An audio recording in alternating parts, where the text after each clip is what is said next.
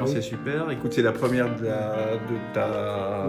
de ta chaîne, Christian raconte. Je trouve l'idée super puisqu'on en avait discuté.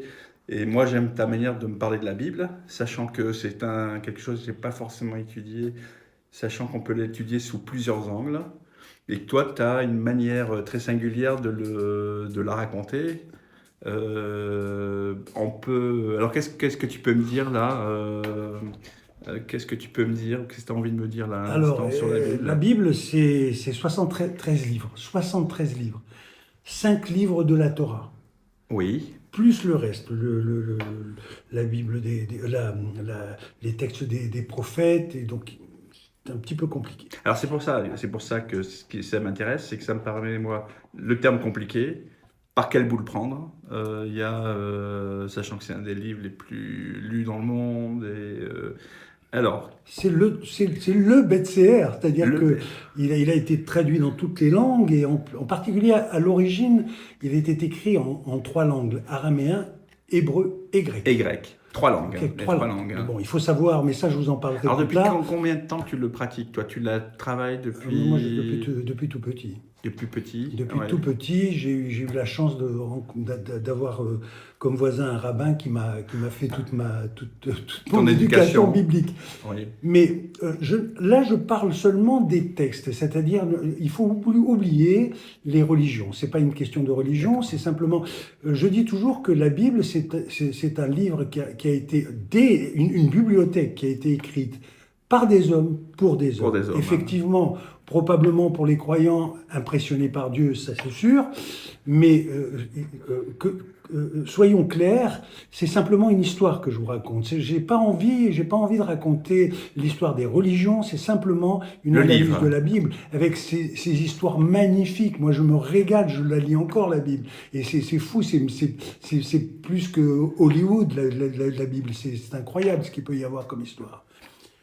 Je voudrais commencer parce qu'il faut bien comprendre, hein, il y a toute la Genèse avant. Et dans la Genèse, on parle d'Abraham. Alors, euh, est-ce que tu veux que je te parle Ah oui, je veux d'Abraham? bien parce Ouais, que voilà. donc on part tirer On parle d'Abraham. d'Abraham. Avant, il y a une histoire aussi, le Oui. déluge et tout. On Mais, prend mais pourquoi là aujourd'hui, on va seulement parler d'Abraham. d'Abraham qui est en fait toute notre civilisation occidentale et orientale vient de là. Hein, Abraham, le premier qui est parti de Ur.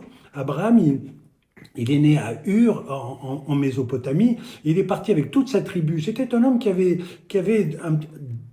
une tribu, de l'argent, des chameaux. Et ils se sont déplacés. Pourquoi?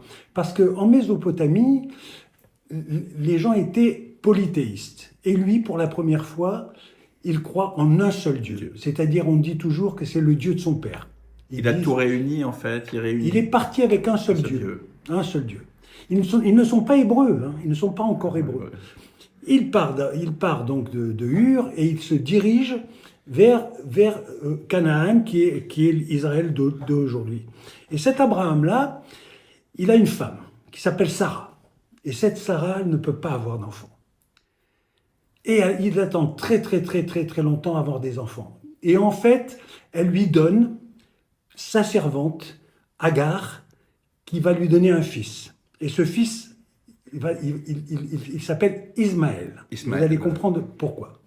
Et Sarah, au bout de tant d'années, on dit qu'elle était vieille, elle a en fait un fils qui s'appelle Isaac. Et là, toute cette direction occidentale part, puisque Isaac a 2 enfants, il se marie avec Rebecca, il a 2 enfants, un premier qui s'appelle Ésaü et un deuxième qui s'appelle Jacob. Ils étaient jumeaux. Et dans le ventre de leur mère, on dit, selon la Bible, que Jacob tenait son frère Ésaü par le talon. C'est-à-dire que Ésaü sort le premier et Jacob sort le second. Et dans la tradition hébraïque, le premier, c'est le premier. C'est le premier. C'est Isaü. Et cet Isaü-là, c'était un homme extrêmement costaud, il était roux, très fort, très, comment dire, c'était un chasseur. Brut, force Oui, brute. il était très fort, il était très primaire, on va dire, alors que Jacob, lui, c'était un homme beaucoup plus fin, beaucoup plus intelligent, plus calme. D'ailleurs, Ésaü était un chasseur et Jacob était un berger. Et je vais donc raconter l'histoire de ces deux frères qui ne se ressemblent pas. Et c'est pas faux, hein, c'est pas complètement faux quand on s'aperçoit que Abraham a 2 enfants, Rebecca et Isaac ont 2 enfants, toujours ces deux. C'est symbolique. C'est symbolique. C'est symbolique, oui. Alors que que Ésaü partait à la chasse, un jour il rentre de la chasse, il est absolument harassé, et pendant ce temps-là, Jacob avait préparé un plat de lentilles qu'on appelle roux. Et Jacob, très très fatigué, dit, écoute Jacob, il faut que Ésaü, très fatigué, dit à Jacob, écoute Jacob, il faut que je mange, j'ai très faim. Et Jacob, qui est très malin, lui dit, écoute, je veux bien, mais si je te donne ce plat de lentilles, tu vas me donner ton droit d'aînesse. Le droit d'aînesse, c'était parce que Ésaü, étant le fils aîné, était l'héritier direct d'Isaac, son père, et comme c'était un homme un peu brut, imaginez-le très fort, très musclé, un homme roux, poilu, très poilu. Et Jacob, lui, beaucoup plus fin, beaucoup plus délicat, plus féminin, et plus malin, oui. plus malin, très proche de sa mère. Oui. Très proche de sa mère. Rebecca avait une préférence pour Jacob, et Isaac avait une préférence pour Ésaü, parce que c'était un homme, parce que c'était un chef, parce que c'était lui qui allait mener cette tribu.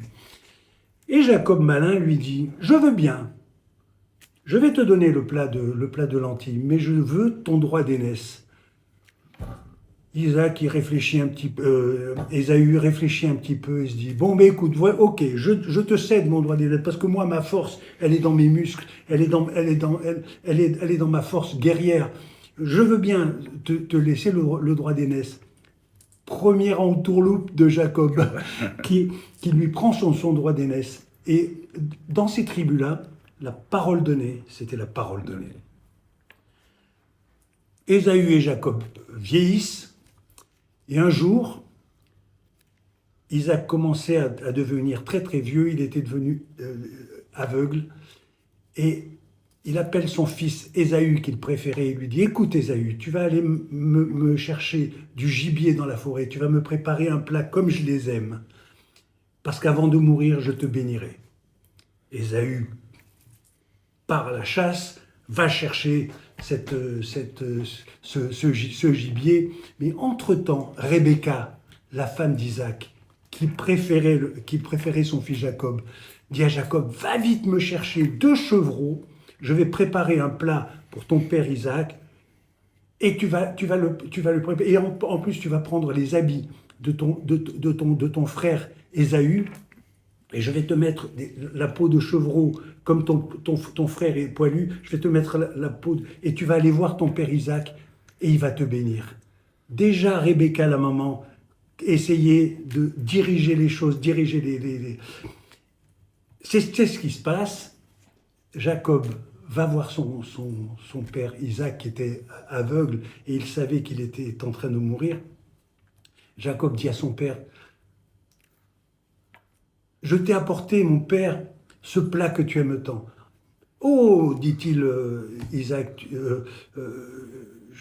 je sens l'odeur de mon fils Ésaü. C'est toi, mon fils Ésaü ?» Et Jacob dit, « Oui, oui, c'est moi. Laisse-moi te toucher. » Et Isaac lui touche les bras et en fait, c'était la peau de... « Oh, mais je te reconnais, Ésaü, je te reconnais, tu es mon fils. Écoute, je me régale de ce plat et je te bénis. Et tu seras... Toute la tribu sera à ton service. » Jacob rejoint sa mère. « Tu sais, maman, ça y est, c'est fait. Il m'a béni. » Donc il a récupéré la bénédiction et le droit d'aînesse. Et le droit d'aînesse. Il l'avait déjà... Par l'intelligence. Par l'intelligence. Par la ruse. Oui. Pour bien comprendre, il faut bien analyser ces textes. Ces textes, ce sont des histoires simples. Avec des métaphores. Avec bien des métaphores sûr, il faut bien comprendre tous ces symboles qui sont derrière. Je vais finir l'histoire parce que quand Ésaü rentre de la chasse, il s'aperçoit, il va voir son père et Isaac lui dit « Mais Ésaü, ton, Tu as- je t'ai déjà béni. Mais non, mais non, mais non, papa, tu ne m'as pas béni. Mais si, je t'ai déjà béni. Le poteau rose se découvre et Isaac dit, je suis désolé, mais je n'ai qu'une bénédiction. J'ai béni Jacob et c'est Jacob qui sera le premier Ah, c'est né. terrible. C'est terrible, c'est terrible. Quand on pense que tout est sur une tromperie, une supercherie, c'est terrible. Oui. Il ne faut pas l'analyser comme ça. Il faut l'analyser entre le bien et le mal, c'est-à-dire la force vive et l'intelligence calculée. C'est ça qui est intéressant. Oui. C'est ça qui est intéressant. Et puis il ne faut pas le prendre au premier degré. Vous savez, dans les écoles juives, dans les yeshivas, on décortique les textes parce qu'il y a deux façons d'analyser une phrase. La phrase littéraire ou littérale et la phrase analytique. Il n'y a pas qu'une seule façon de voir les choses. Donc quand Jacob s'aperçoit qu'il est propriétaire et du droit d'aînesse et de la bénédiction du père, il devient le premier de la tribu. Ésaü, fou de rage, il crie, il hurle, il va voir sa mère, il va voir Isaac. Isaac meurt. Il peut rien faire. Et là, il peut rien faire. Jusqu'à la mort de Isaac, son père, Ésaü avale la supercherie et ne peut rien faire. Mais il dit, quand mon père sera mort, quand Isaac sera mort, je tuerai Jacob. Une vengeance, en fait. Vengeance. Et là, la maman de Rebecca dit à son fils Jacob, ton père vient de mourir, et là, il faut que tu te sauves. La suite, je vous la raconterai parce que on l'appellera la fuite de Jacob. De Jacob. Hein. Cette belle histoire. Bah écoute, c'est une belle histoire qui amène plusieurs réflexions sur la parole donnée, le sens de la parole donnée. Tout à fait. C'est très fort. Je n'ai qu'une bénédiction. Et là, c'est terrible parce que c'est péremptoire. Nonobstant l'usurpation en fait d'identité ou la supercherie, et il ne peut pas reprendre sa bénédiction. Il ne reprend pas sa bénédiction, et surtout il donne un démarrage, je tiens à dire ça, Ésaü, en hébreu, Esav, donnera toute la descendance, parce que Ésaü va prendre femme chez les Cananéens.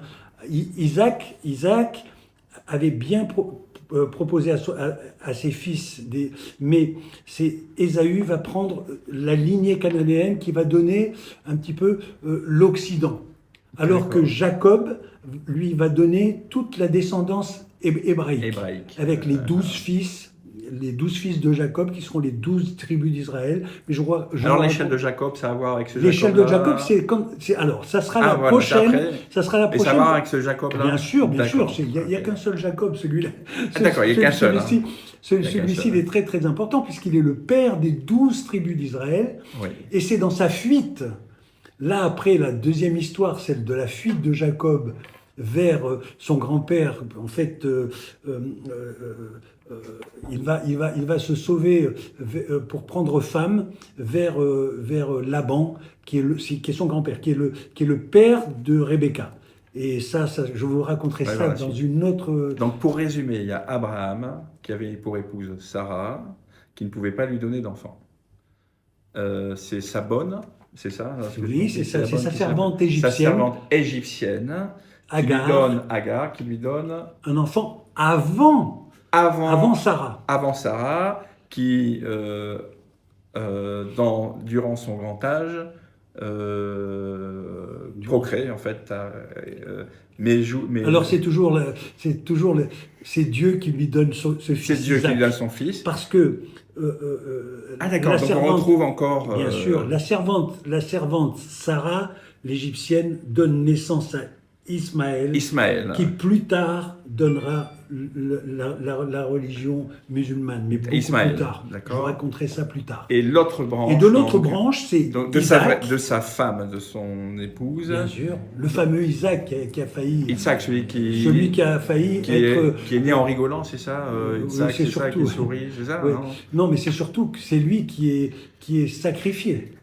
Ah, alors. Abraham, ouais. mais là D'accord. aussi, c'est une autre histoire dont je vous raconte. Donc les deux fils. Alors Sarah met au monde deux fils. Non, Sarah met au monde un Un fils, fils. Isaac, Isaac. Agar met un fils, Ismaël, Oui, et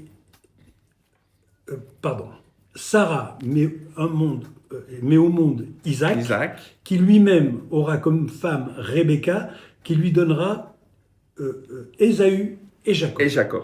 Les deux, un Ésav et l'autre Israël. Ça fait Puisque déjà Jacob- beaucoup de. Ça fait beaucoup. ouais. Jacob va changer de nom à un moment donné, on l'appellera Israël.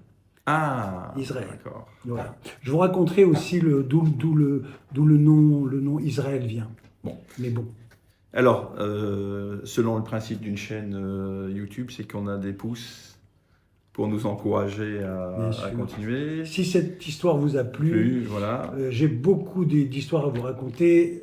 Le pouce Les abonnements. et les abonnements. Par facilité. Hein, Voilà. Et je vais essayer de simplifier toutes ces histoires parce que moi je lis énormément la Bible, je la décortique de deux visions différentes. Hein. La vision de l'allégorie, et il y a une autre vision, c'est la vision